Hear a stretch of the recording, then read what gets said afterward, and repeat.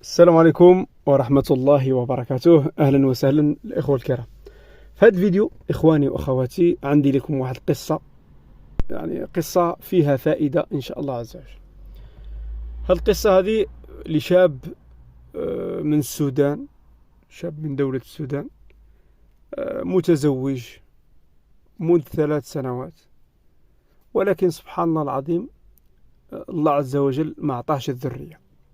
استمرت معها الزوجة ديالها العام الأول، ثم العام الثاني، ثم العام الثالث، فقاموا بالفحوصات، يعني مشاو للطبيب، هي كتدير التحاليل، هو كيدير التحاليل. اكتشفوا أن السبب أو أن سبب عدم الإنجاب منه، هو عنده ضعف في الحيوانات المنوية ديالو. المهم هنا الزوجة ديالو طلبت الطلاق، أنها هي باغية الذرية، وهذا من حقه. المهم طالقوا، تم الطلاق. السيد كان راعي إبل في السودان،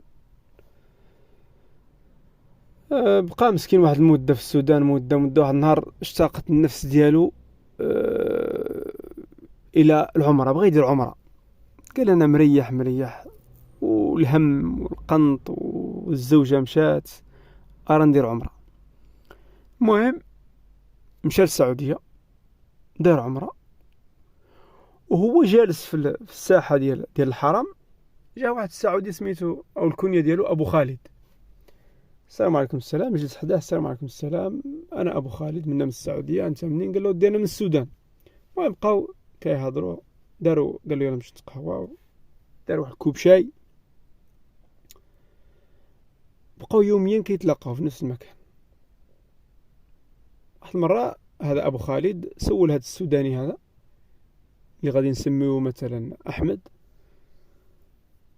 سولو قال له شنو هو العمل ديالك؟ قال له أنا العمل ديالي في السودان كنت أرعى الإبل، يعني كانت عندي الإبل وكنت كنرعاها والغنم ومجموعة من الأشياء. قال له ممتاز. قال له أنا راه عندي إبل وعندي كما نقولوا مزرعة ومحتاج اللي يرعاني. قال له شحال كنت كتخدم؟ قال له مثلا نديرو مثلا كنت كنخدم مثلا $200 مثلا. قال له أنا نعطيك $2000 الشهر، يعني مبلغ يعني تقريبا مضوب 10 مرات وتخدم عندي. قال له ولكن محتاج فيزا. قال له انا نصاوب لك كل شيء، انا نصاوب لك ورق الفيزا ونصاوب لك كل شيء، انت غير اعطيني انك تكون موافق تشتغل عندي، مرحبا. المهم قال له انا موافق نشتغل عندك. قال له صافي، تخلي تصور لي الباسبور ديالك، الاوراق ديالك، وتمشي للسودان، وانا نطلب من وزارة العمل انهم يعطوني فيزا باسمك وتجي عندي تخدم عندي. قال له صافي. المهم مشى السوداني للسودان، بقى السعودي في السعودية يدير الإجراءات ديال الفيزا. بعد 3 شهور تقريبا اتصل به. السلام عليكم السلام أحمد، الفيزا ديالك راه واجدة، صافي ممكن لك تمشي للسفارة ديال السعودية في السودان في الخرطوم وتهز الفيزا ديالك وتجي. السيد فرح أن لقى عمل في السعودية بثمن مزيان، يعني فرح، وخاصة أن في الميدان ديالو هو، يعني لأن الميدان ديالو هو هذا الرعي وهذا يعني التربية ديال المواشي. المهم جا تلاقى مع السيد، داه المزرعة، ها الباص ديالك فين تنعس، هكذا. بقاو السيد كيشوف أن هذا الراعي السوداني يعني واحد الشيء عجيب، يعني كيعرف كل شيء، هادشي ديال المواشي وديال التربية وديال اسمو هي الناقة اللي اسمو الأصناف ديال الناق اللي يخدموا، اسمو الأصناف ديال الناق اللي ما يصلحوش. بقى كيقول لصاحبه او السيد اللي مخدمو ها اسمو تشري ها اسمو ما تشريش. يعني السيد صدق، عارف صدق، يعني عنده باع، عنده علم في هذا الميدان. صافي شدو السيد مطرق معلم.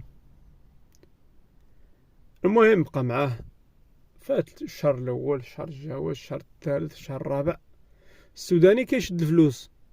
قال ودي دابا انايا السيد كيخلصني وانا فلوس يعني ما عنديش فين غنديرها، يعني غير في الدار هنا ما خدامها ليش، انا غادي نبقى نعطيه الفلوس، نقول له دير الراتب الشهري ديالي كله خلى عندك. الراتب الشهري كل شيء خليه عندك ونحسبه، وراه عارف الحساب شحال بيناتنا، وخليها عندك حتى ما تبقى عندي تضيع ولا يسرقها لي شي واحد. قال له ماشي مشكل، راه عندي فوقاش ما احتاجيتها انا موجود، ماشي مشكل. المهم بقى عنده. فات العام الاول، العام الجاوج، العام الثالث. العام الثالث قال له ودي بغيت نشري بداك المبلغ ديالي اللي عندك، بغيت تعطيني منه واحد النصيب قليل حتى واحد 4000 دولار، ولا بغيت نشريها مواشي وغنم او غنم ونديرها هنا، هي في المزرعه ديالك ولكن راه ديالي. قال له ماشي مشكل. عطاه المبلغ شرا. عاود السيد ما شاء الله رب العالمين طرح له البركه، الشياه كيولدوا، التسمين، الخرفان كثروا تبارك الله، الرعايه، الانتاج، يعني داكشي ما شاء الله جميل وجميل جدا، وكاين الوفره وكاين الانتاج.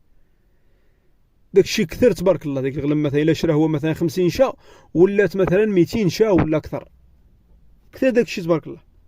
المهم وصلت 5 سنين. السوداني يعني هو جاي من السودان اصلا، والديه متوفيين، الزوجه طالق هو وياها، يعني ما عندوش شي ناس اللي غادي يشتاق لهم في السودان، ولا يعني خاطيه بمعنى الكلمه. المهم بقى ديك المده اللي بقاها ما يوصل 5 سنين. قال له ودي انا غادي نمشي، وانا خاصني نروح لبلادي واحد الشهرين ولا 3 ولا خاصك تعطيني فلوسي. قال له ماشي مشكل. قال له بعد الشهر ان شاء الله نجمع لك المبلغ ديالك ونعطيك. فعلا وصل الشهر، السوداني كيحشم، يعني كيحشم يقول له فات الشهر، فات السيمانه الاولى، السيمانه الجايه، السيمانه الثالثه. قال له يا ابو خالد راه سحقيت فلوسي وغادي نمشي. قال له ودي شوف راني ما لقيتش اللي يشد بلاصتك. قال له انا راه فلوسك نعطيها لك ولكن ما لقيتش اللي بقى في بلاصتك. قال له ندير معك واحد القضيه. قال له غنزيد لك شويه مبلغ، نزيد لك شويه، يعني مثلا الا كان يخلصوا ب 2000 دولار، قال له مثلا نعطيك 3000 دولار وغتبقى كسائق عندي، تستمر معايا كسائق، تسوق لي السياره انا والعائله ديالي والاسره ديالي. قال له ماشي مشكل. وافق السوداني على هذه القضيه، قال ماشي مشكل، انا زدت هاد 1000 دولار في الشهر وراني خدام مع هاد السيد، ماشي مشكل، نزيد شي سنوات منها ندي فلوس صحيحه لبلادي وندير مشروع في بلادي. داكشي اللي كان، ما بقاش كيرعى الابل وديك الامور. نسيت ما قلت لكمش انه قبل ما يسافر او قبل ما يقرر يسافر باع جميع الاغنام اللي عنده، يعني ولات راس مال كبير، وعطاه للسيد ديالو او عفوا المشغل ديالو باش يحتفظ به مع داك المبلغ اللي عنده. قال له ودي غتبقى معايا سائق. داكشي اللي كان. وافق هو على هذا الطلب هذا ديال السياقه. بقى معاه سائق العام الاول، العام الثاني، العام الثالث، 3 سنوات. بعد النهار قال له ابو خالد صافي، دائما الراتب عند هذاك ابو خالد يعني راه ولا ملايين. قال له بغيت نمشي. قال له اسمك تقول؟ قال له بغيت نمشي صافي 8 سنين هذه وانا معاك، ولا 9 سنين، ولا صافي ما قديتش، خصني نمشي. المهم قال له واخا غادي نشوف. ابو خالد صافي فكر، قال دابا هذه فلوس كبيره، خاصني نلقى شي حل. يعني ابو خالد صدق ناوي الشر في السيد، جاتو فلوس كبيره ما يقدرش يعطيها له، فلوس كبيره ما يمكنش يعطيها له، واخا موجوده عنده ما يمكنش يديها، فقير، كان خدام راعي، دار هاد الفلوس ما يمكنش. اذا خاصني ندير شي حل باش هاد السيد ما يديش هاد الفلوس هذه. سموه الحل. المهم فات 3 ايام 4 كيجيو الشرطه عند هذا احمد السوداني، يشدوه لحبس السجن كذا، عندك كذا السجن كذا الترحيل. ولدي اسمه كاين، اسمه عندي. قال له معنا قسم الشرطه، تعرف اسمه كاين. مشى لقسم الشرطه، داو البوليس، لقاو تما ابو خالد وام خالد اللي هي زوجة ابو خالد مريحين تما. السلام عليكم. وعليكم السلام. قال له كتعرف هذا؟ قال له هذا ابو خالد اللي مشغلني، وهذه ام خالد اللي هي الزوجه ديالو، كان نهزهم مره في السياره. قال له راهم متهمينك بالتحرش، انك تحرشت بام خالد اللي هي زوجة هذا السيد، وإلا ثبتت هذه التهمه هذه راه عندك 2 عام سجن وعندك ترحيل نهائي بدون رجوع الى البلاد ديالك، وممكن يكون فيها الجلد. قال له دير هادشي ما درتش انا هادشي. وتكلم ام خالد قالت له واه درت وتحرشت بيا وقلت لي كلام ماشي مزيان وتلفظت بالفاظ ماشي مزيانه وكذا كذا. فين هادشي؟ قالت له واه تلفظت. يا سبحان الله العظيم، اتهام بالباطل. المهم بقى مستمر معهم بالكلام وكذا. قالوا لي البوليس الحل اللي عندك دابا هو انك غتدخل السجن وبعد اسبوع عندك المحاكمه. المهم دخلوا السجن، ابو خالد وام خالد مشاو. السيد مع المساجين ثم يبكي مسكين، حاله يرثى لها او حاله يعني حزينه وحزينه جدا، يعني ما داير حتى شي ذنب واتهموه. واحد المساجين تما سميتو محمود، ساجين معروف يعني كما نقولوا دخل السجن وخرج ودخل يعني معروف بالحبس. قال له انت اسمو هي القصه ديالك؟ قال له داير القصه ديالي ها اسمو انا جابني السيد هذه 9 سنين وانا كنشتغل عنده في الرعي، والمبالغ ديالي كنت كنخليها عنده لان كنت تايق فيه، ومن بعد وليت سائق خاص ديالو والمبلغ ديالو كل شيء ديالي كل شيء عاطيه له هو.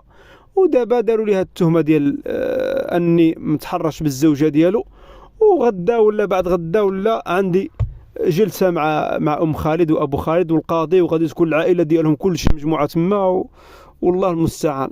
قال لي شوف، قال له نعطيك واحد الحل، الا درتو راك غادي يطلقوك باذن الله عز وجل. قال له اسمه هو؟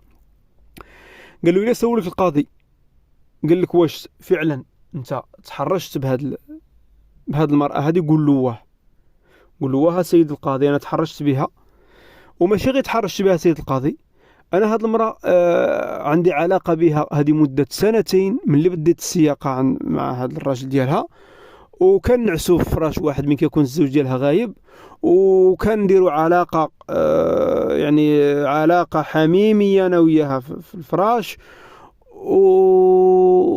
وهي باغيه هاد الشيء وهي باغيه يعني الشيء بالاذن ديالها. قال له اسمك تقول؟ قال له واش الى هما بالتحرش غادي يحكموا عليا غير بعامين؟ الى انا قلت له راني موافق وكندير معها كاع هادشي غادي يحكموا ليا ب20 عام ولا 50 عام. قال له الا باغي تسلك دير هاد الخبر هذا، الا باغي تسلك دير هاد الخبر هذا.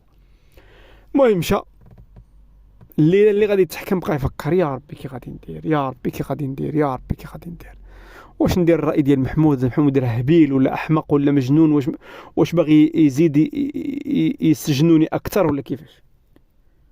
المهم في التالي قال ودي انا مسجون راه ندير الراي ديال احمد ديال محمود عفوا، راه ندير الراي ديال محمود. داكشي اللي دار. جات المحكمه، المراه جالسه هي وخواتاتها وخوالاتها وعماتها، ابو خالد عاد هو والاخوان ديالو والعائله ديالو كلهم جالسين في القاعه ديال المحكمه. دخلوا المتهم اللي هو احمد السوداني، دخل القاضي بسم الله الصلاه والسلام على رسول الله. اسمك تقول في هذه التهم المنسوبه اليك وهو انك تحرشت لفظيا بزوجة المشغل ديالك. هنا تفكر قال راه نقول كلام محمود.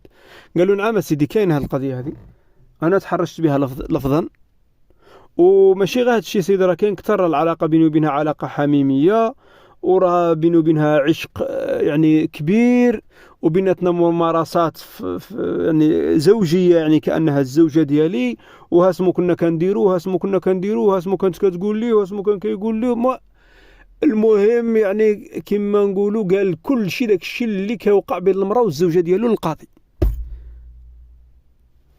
ام خالد ما صبرتش، العائله ديالها معاها، خواتاتها معاها، خوالاتها معاها، الاب ديالها حتى هو موجود، الاخوان ديالها موجودين في القاعه.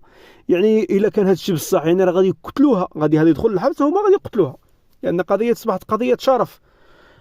ناضت قالت لا سيد القاضي هذا الشيء كذب، هذا الشيء اللي كيقول السوداني كذب ما كاينش كاع، وحتى هاد المساله سيد القاضي ديال التحرش راه كاع ما كايناش، راه غير الزوج ديالي الله يهديه راه دايلو الراتب ديالو منذ كذا وكذا، منذ 9 سنوات ما كيخلصوش، ومن السوداني هذا طلب المبلغ ديالو، قال لي الا عاونتيني فيه وقلتي انه تحرش بك جنسيا او لفظيا عفوا، راه غادي نعطيك مبلغ كذا وكذا. وهذا الشيء اللي كاين، وهذا السيد انا ما دار لي ما درت له، راه غير فهنا استراح السوداني، قال له نعم سيدي، هاي اعترفت، أنا شفت راسي يعني كاذبة عليا وبغيت نزيد، مادام أنها اعترفت فهاد الشيء سيدي راه كاع ما كاينش وراه غير كذوب، في كذب في كذب في كذب، وهاد السيد راني كنسالو قدة وقدة وقدة وقدة ديال الفلوس.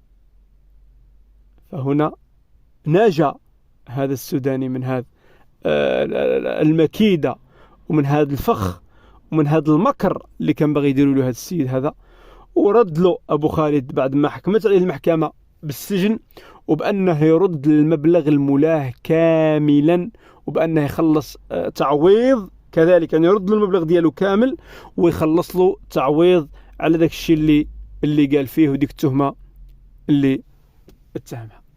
إلى هنا أيها الإخوة والأخوات تكون قد انتهت قصة اليوم، إلى قصة قادمة إن شاء الله تعالى، والسلام عليكم ورحمة الله وبركاته.